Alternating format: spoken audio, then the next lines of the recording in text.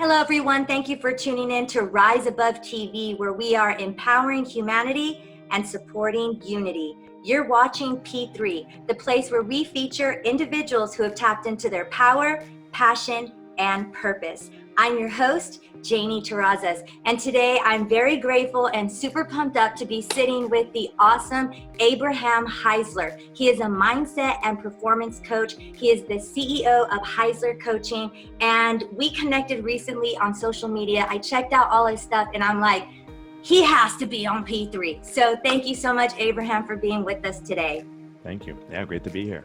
Yes. So tell people a little bit about what a mindset and performance coach is. And then I would love for you to tell us a little bit about your story and how you even got into this line of work. Totally. All right. So mindset is very often misunderstood. A lot of people think mindset just means, you can do it attitude, but that's just very surface level. Okay. So a real mindset coach, someone who is able to work with a person's psychology, helps them to dig deep into their subconscious mind, because our unconscious or subconscious mind is responsible for 88% of the decisions that we're making. And if we're making them from a place that's unaware, right, or beyond our scope of awareness, then obviously we're going to be making decisions that are counter to what it is that we're trying to achieve, right? So a lot of times people go to a mindset coach when no matter what they're doing, no matter what strategy they're employing, they're still not getting the results they want. And they realize, okay, there's something going on here. There's something that I'm not aware of. It's like, I don't know what I don't know. And I need help to get in alignment with my unconscious mind and my belief system, really, in order to achieve in order to accomplish what I want to accomplish. Right. So that's what mindset is. It's really working with the psychology, and I work mostly with entrepreneurs and business owners. So that's super important because it's all about the decisions that you make. Right. And then performance is the extra added step. It's really about moving through some of the, either emotional blockages that are holding you back from achieving what you want, which of course ties into mindset, but also about what are the routines, what are the internal success strategies that you can do on a daily basis to show up with more clarity, more focus, and maximize your energy. So many people are wigged out right now and in a state of fear about a lot of different things. And when we are in that frenetic, frantic state, it's really easy for our judgment and our minds to get clouded. And clarity, to have a clear mind and a clear heart, it really does wonders for a person. How did you get curious about it in the first place? Like, how long have you been studying all of this? Well, to be honest, all the way back when I was in high school. So that was over 20 years ago. I just went through a phase in my high school where everybody was having fun and partying and dating and doing what kids do. And something wasn't locking in place for me. I just wasn't satisfied by that. Or if I tried, I couldn't achieve it. And I realized, wait a second, there's something else here. I mean, really the way that showed up was I was just depressed, and again, most high school and teenagers are depressed. I get it. Yeah. But they usually turn to like social things and music and drugs and alcohol. And I was turning to meditation. I was turning to yoga. I was turning to reading. And, really it was an experience when I was 19 with mushrooms, where I took some mushrooms and everybody was like looking at album covers and saying, well, that's cool. And I was like seeing the center of the universe. And I realized, all right, there's a lot more going on here than what I was previously thinking. And I need to engage in this. I want to learn meditation. I want to learn how to optimize myself. So it's really been a journey that I've been traveling over the last 20 years. All right. So that's the start of it. And then what I can say on top of that is my previous life, I was a filmmaker. And we were just talking about that before we were recording. I moved out to Los Angeles to pursue film. I was working with the producer who produced My Cousin Vinny, awesome film. I love that movie. Isn't it a great movie? Oh my God. Classic. She was nominated for an Oscar. I mean, or at least Marissa Tomei. Didn't she win an Oscar for that performance? I have no idea. I have no idea. But if you haven't seen it, go watch it. So anyway, I was working in film. I was also teaching film all around the world, and I was working on film projects. I did a project that went on to win a local Emmy in the Bay Area. So I did a lot of cool stuff. But at the same time, I was living with monks and I was sleeping on the floor. And I mean, if you know Jay Shetty, like that guy really stole my story, the monk turned entrepreneur, like that was me. And there was a time where I was thinking, to actually become a monk and take the vow and really live that as my lifestyle. Because I knew ever since I was young that my purpose was to inspire and empower others to realize their full potential. And I decided, no, I want to have a family. I don't want to give up, sex and, just go live in a cave somewhere. So I always knew that my evolution was going to basically evolve into supporting some sort of personal growth work for people. I just didn't know what that looked like. And then I found coaching. I found the art of helping people to dig through their stories, their psychology, which is basically what I was doing with actors when we were, preparing for film shoots, right? We're just digging through the script, digging through the stories in order to find the truth and the authenticity in order to bring that forward, right? And you know that. And so I combined my understanding of storytelling and human behavior with my study of mind-body connection and meditation, and launched my coaching business a few years ago, hired a lot of mentors to mentor me on business and sales and mindset and all this and that. And, everything just took off. I know that there are a lot of individuals that, they have these dreams and these ideas and these visions of things that they would like to create. Right. And we have a lot of different blockages for a lot of different reasons. So where do you feel is like a good place for somebody who wants to look into what is this actually? Two things. So, and I was just coaching a young woman on this right before we jumped on our call together. Of course, we have the desire, the impulse to do something great. Mm-hmm. However, there's also the sort of the pressure of maintaining the status quo. Mm. Yeah, right. Absolutely. And so what's going on? It's tricky, it's complicated. And when you can like this point really is all about finding your own true internal power. Okay. It's not a pretty process. It's actually really uncomfortable, because what's going on when we're in a place and we're feeling stuck, it's because we have these hooks inside of us, right? We're trying to satisfy our job, our boss, our wife, our kids, our relationships, our friends, our family, right? The tradition, mom did it this way, grandma did it this way, so I need to do it this way, right? So if all of a sudden I'm getting the impulse, what I really want to do is contrary to all of that. Like, so for instance, I came from a family that wasn't an entrepreneurial family. Mm-hmm. All my, relatives always had 9-to-5s pretty much. Right. And so when I said, I'm going to go outside the norm and I'm going to do my own thing. I mean, on the surface, they're supportive. Yeah, Abe, do what you got to do. But unconsciously, it's like, there's always those little side comments like, hey, are you sure you're going to be okay? Are you sure of this? And there's that fear, there's that doubt, there's that worry. And so what's going on, it's funny, in this conversation with this woman, I was telling her, what is the most scariest part about being successful? And that like flipped her brain. She never even considered the question, right? You think, well, success is good, failure is bad. But according to a universal law of physics and the universe, whenever you have an action, there's an equal opposite reaction. For everything that's good, there's something bad. And so, we want to be successful, but there's a negative impact of success. Okay. Yes. Right.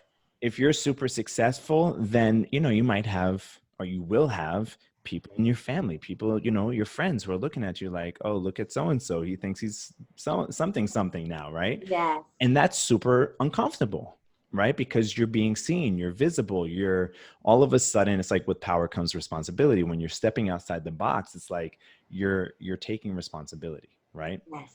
And you're opening yourself up to ridicule, and like you're exposing yourself. Fear. Yeah, it's like you feel you're very raw and vulnerable. Exactly. And when we don't have that inner resilience already built up and that thick skin, those comments and their fears, and especially the shame, we feel like, and then we go back into our little box. It's super confronting. And so that's the thing. Shame is in direct opposition to power. Okay. And so in order to tap into our power, we need to tap into that part of ourself that feels shame. Now, not all shame is bad, No. right? Like there's good shame. If somebody commits a terrible, horrible act, that's a shameful thing, right? And so there's certain boundaries that allow us as a society to function. Right. You know, we don't want mass murderers running around and, you know, rapists and these, like, we don't want anything that's going to take away the expression or the rights of another human being, pretty much. Right. Mm-hmm. However, and this is really to our community, because I consider myself a part of this community, for heart-centered entrepreneurs, heart-centered people, we have a ton of shame. And the whole, like, and I've been in spirituality and, you know, self-improvement for over 20 years. That becomes a drug for a lot of us, right? It's much healthier than like drugs and alcohol, but it's a way for us to hide. And there's this whole thing called emotional bypassing or spiritual bypassing, where you feel pain, you feel this the shame that you have not dealt with, and instead of addressing it and going into it, which is really where the power is in the confrontation, we cover it up and say, oh, everything's going to be okay, everything is nice, everything, right? It's the whole LA thing. Totally. It's like, oh, let's just light some Palo Santo and like, you know, good vibes only, baby. Right. Just because you smell like incense doesn't mean you're spiritual, right? Exactly. And it's really the ones that are open and willing and daring enough to step into the darker sides of stuff, which are those like shadowy sides, you know, those lower vibratory emotions that we again, going back to shame, we don't need to be ashamed for feeling shame. Right. Yes. Right. So for me, those darker emotions are money, sex, and power. Right. Absolutely. The most taboo in society with people. It's hard to talk about this stuff. It brings up a lot of shame, right? People have shame around money. Show me your bank account. No, you know, it's like, what's your sex life? Oh, don't ask me. You know, it's like, there's so much shame there, right? And so what's really interesting is that even though I was in meditation and yoga and like from the outside, it looked like I had my stuff together, I never addressed those three areas of my life, the money, sex, and the power. So I traditionally under-earned. I people pleased. I was like the typical nice guy. And still today, that's my default. When I wake up in the morning, I'm in this sort of codependent nice guy thing. And I have to do my primal exercises, which I'm happy to tell you about afterwards, in order to really tap into the truth, right? Of who I really am. And then sex. Yeah. I couldn't, you know, like I don't have elephant man face, but I like couldn't get a date for the life of me because I wasn't owning my sexual energy. I just cut it off, and I was just like, okay, I'm just going to realize God and go from up here. And that's why I didn't become a monk, because it was all me running away from embracing this other part of myself, this other quintessential or crucial part of life. Yes, that makes sense. Absolutely. That was my journey. Is I realized if I wanted to have the impact that I envision in my mind, I need to reorient my relationship with these lower chakra energies. I did not know this until a few years ago. My self-worth completely was going to impact all of those things in my life. That's right. And when I started to, like you say, unravel it or kind of dig and discover where it actually comes from, then you can start healing like the root of it and then start addressing all the symptoms. And there are so many symptoms that appear. Right, exactly. So tell me, in your words, what power means to you, like what that signifies to you. Where do you get your power from? Truth. It's all about embracing truth. So one of my favorite quotes, which comes from one of my mentors, is the degree to which a person can grow is directly proportional to the amount of truth he or she can take about themselves without running away. It's nice, right? So nice. And what's going on is that we have all these stories, you know, in our unconscious mind of what it means if we step outside the status quo and the norm, and that's a bad thing, right? And so somebody who leaves the norm or does something that is unusual in a relationship, if that relationship is a codependent relationship, then you're going to get resistance from other people.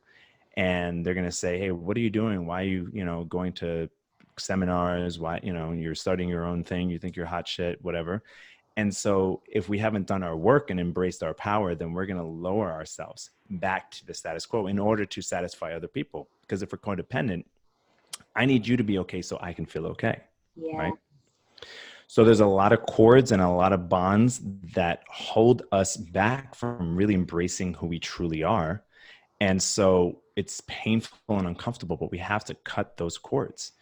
And if you look at the story of the Bodhisattva, which comes from the Buddhist tradition, the Bodhisattva is this spiritual being who has achieved enlightenment, who has took out all the hooks and the ties. You know, there's no guilt or shame within the Bodhisattva. You don't have a lingering mother saying, you know, how come you're not, you know, calling me every Saturday? It's like, it's the Bodhisattva is free. But from that place of freedom, from that place of power and truth, they make the decision to serve others.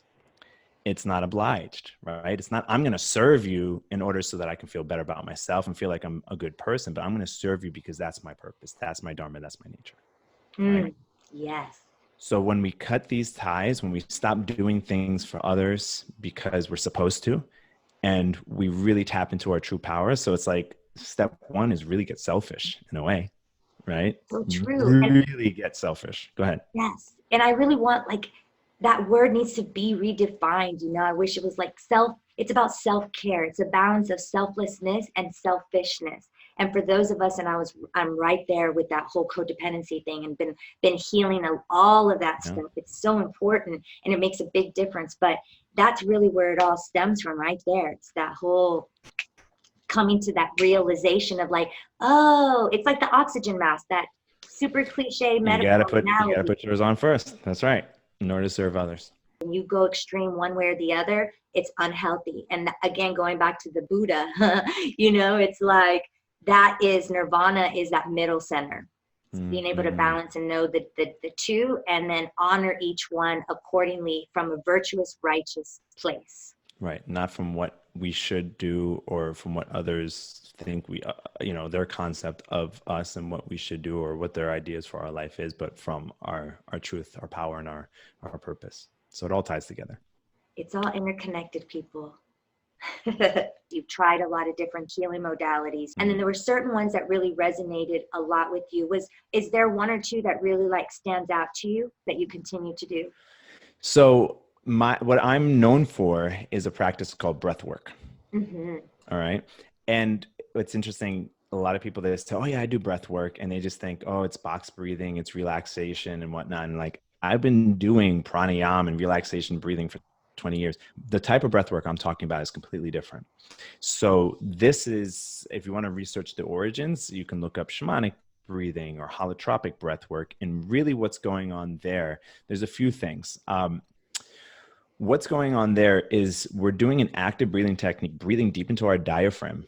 You know, throughout most of the day, people just breathe very shallow into their chest. And if you see someone having a panic attack, it's just the shallow chest breath that just releases cortisol in the body.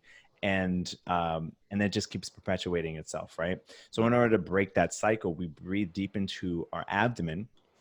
And after like a few minutes of doing this deep breathing with accompanied by music and by motivational coaching, we enter into a flow state. We enter into something called transient hypofrontality, which is where the prefrontal cortex, which is responsible, it's the conscious mind, responsible for rationalizing, reasoning, logic, the sense of self, all that type of stuff. Physiologically, there's a shift in our brain chemistry that begins to slow down, right? It's not as active. That's my dog, little cameo appearance. So what happens when the prefrontal cortex begins to slow down is all of a sudden our fears, our doubts, our worries, the overanalysis, the procrastination, the inner self-criticism turns off, right? And we start tapping into our subconscious mind. We start tapping into other parts of our brain, the mammalian brain, right? The reptilian brain, that more primal sense within us. And going back quickly to that conversation around shame, if you look at Freud's, very basic concept of the ego, we have our super ego, which is where the shame is, right? It's like, that's what allows us to function as a society and get along. And then we have our id, which is our more primal self. And what happens is, in the effort of trying to get along, we push down our more primal desires for money, sex, power, this, that, and the other, right? And then here's the thing though, when whatever we suppress or repress gets negatively expressed. And so what ends up happening is that it comes out in abusive relationships. It comes out in all sorts of negative ways. I mean, that's the reason why if you look in society, a lot of successful people in politics and entertainment are successful, but they haven't figured out what to do with their desires for money and sex. And then that's where all the scandals happen. That's when, shit starts going awry and blowing up and whatnot, right? Because they don't have these modalities to actually work with these energies in a proper way. Right? Mm-hmm. So what's beautiful about the breath work is that it's not like meditation where it's just like you're consciously having to like bring your mind and into this place where you're having this sort of flow state experience. It's actually literally shutting down the brain and shutting down that part of you that is anxious, so that you can tap into this powerful, clear, this part of yourself that is absolutely, you can say it's intuitive, but it's less woo than that. It's really that part of your brain that is in a flow state, and flow state has been researched by different like consultancy firms. They look at executives and they see over time that they're actually more productive. They can make decisions a lot quicker because they can access information a lot faster. It's like there's a different chemistry in the brain. There's different chemicals that are released: oxytocin, the dopamine, anandamide, endorphin, so on and so forth, right? So there's this chemical reaction that's happening in the brain that enables us to tap into everything that we've been pushing down, allow it to be expressed, so that afterwards we're in a more peaceful state, and more clear and more in flow. Yeah, like all that work that you're doing, all of the breath work puts you in the rest and digest state within that nervous system. And that's most people, their default is on fight or flight, and they don't even realize it. So this work really helps. I practice a lot of like Wim Hof, he's a great guy that does a lot of breath work. And also too, that brain synchronization. I believe when you do the work that you're doing, especially that deep breath work in the manner that you're doing it, it's sort of it's helping light up both sides of the hemispheres. Right. I mean, it's necessary for functioning. And I'll just add one more thing, that what's key here is confrontation. Right. Yes. Because if people are just doing breathing to just continue to avoid like what it is that, is really uncomfortable, then that's a Band-Aid solution. It's not going to be the thing that's going to help people to really tap their true power. What I love, and this is what I was trying to express before, what I really love about this type of breath work is that it's all about facing your shit. Yes. Right? Facing your shit. Yes. So go ahead. Like Wim Hof with the cold shower, Yeah.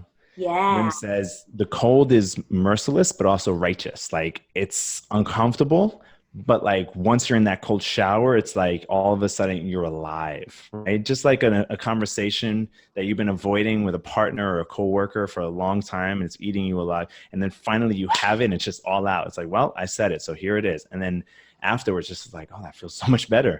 Yes, right? It's a release that you have, That's yes. And I think too, there's so much mental and emotional congestion, and spiritual congestion that it ends up impacting the physical vessel, which is why people have a lot of issues with sleep. And, just all these diseases and illnesses really are coming from this inflammation in the body. And we have to get curious about how we can address these things, our mental state and our emotional state, because all of it's impacting our immune system. Yeah, 100%. So obviously breath work is a big thing for you. Your work is your passion. Are there, and also too, you had that creative side of yourself when you were, doing your production and everything. What would you say is another way in which you get to express your passion? I mean, if I look at my superpowers, it's listening and asking questions. That's great. That's it. Yeah. So coaching, deep coaching does that. When I'm working with people, everything fades away, and it's just this powerful dynamic where two people are present, and that the world of polarity and duality just fade. And it's just this this joyful flow state merging experience, which I absolutely love. And so that for me is a huge part of my creative expression. It's like, for me, coaching is an art form. I mean, there's certainly science to it, but it's an art form. So like these days, it used to be directing actors, right? And working on scenes and drawing out powerful emotions. Like if you're ever on a film set and it's like take 10, take 20, take whatever, and you're like going and going until you finally hit it. And then, as a director, you give direction to your actors and like, okay, well, what about if we incorporated this thing? And all of a sudden the actor delivers this performance that's just like everybody on, like, time stands still and everybody on set is just in it. And then, at the end of the take, it's like cut and everybody's just like, whoa, right? There's this like incredible thing that happens. Yeah. And so, for me, these days it's with coaching. It's the same thing. Like people are like, well, I think it's this, da, da, da. And then you go deeper until you finally hit on like what is really true, what is really going on that maybe somebody hasn't been aware of. And now we're bringing to awareness. It's that same sort of magical moment where everybody's like, if there's a room filled with people, everybody's just like, oh my God. Yeah. And then they can't help but to do that slow clap. They're like, right.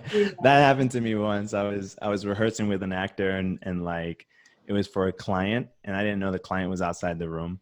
And then we finally got like a really good take and the client runs out and all of a sudden I hear a slow clap and the client walks back in. Anyways, yeah. I love it. It's like a total scene from a movie. No, yeah, exactly. No pun intended. Purposefulness. We'll end with purposefulness because I know a lot of people, that's one of the things that many human beings feel, is this lack of purposefulness or lack of significance, which ties back to our self-worth. And I know there's a lot of things that really disrupt that and sever that from ourselves. And that's really what this journey is about, is returning to our true essence and our true nature. And that takes a lot of self-love and self-care, which, like you said, is not a pretty journey. But in general, what's a message that you feel you could send to people in terms of feeling purposeful? Well, you got to find out what your purpose is. Yes. And that's the spiritual part of it. Right? Because if you look at everything in life, everything in the world has a purpose, has a function, right? Or a teleos, as they say in Greek, which is like an end goal. And so you take a seed, right? You plant it, and the purpose of that seed is to then become this giant oak tree, right? So what is your purpose on this planet? I know it brings a lot of anxiety up for people because people don't know, but that's just because, as you were saying before, we have so much noise and confusion, especially with, all the digital distraction of the modern era, that we have to really do the work of going deep within ourselves to clear away all the noise, to tap into what our true purpose, or our dharma, as they would call it, is, right? And then when we find that, as one of my mentors says, once you find what your purpose is, you gotta move like hell towards it, right? And don't let anything slow you down. It's like the little engine that could, you just gotta sit there, and it really is baby steps. Please let people know how they can connect with you. I know you have all kinds of cool things going on, so let them know how they can find you. Yeah, well, there's always the website, which is heislercoaching.com, HEISLER coaching.com. And on that website, we have a free breathwork tutorial.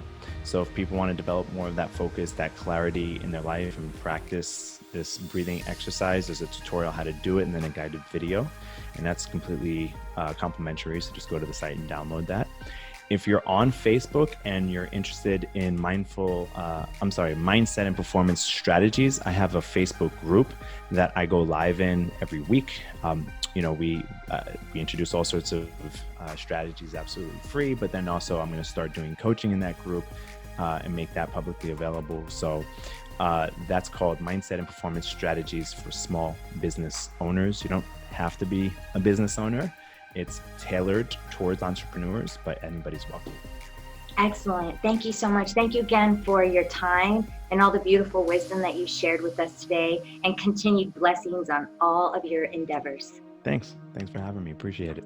And thank you for tuning in to Rise Above TV, where we are empowering humanity and supporting unity. Your likes, shares, and follows are greatly appreciated because they help spread the love. Subscribe to our YouTube and podcast channel. Tune in to next week's episode of P3 when we'll meet Michelle Lepe, the creator of Storytime with Michelle. You aren't going to want to miss what she has to say about power, passion, and purpose. Till next time, peace be in us.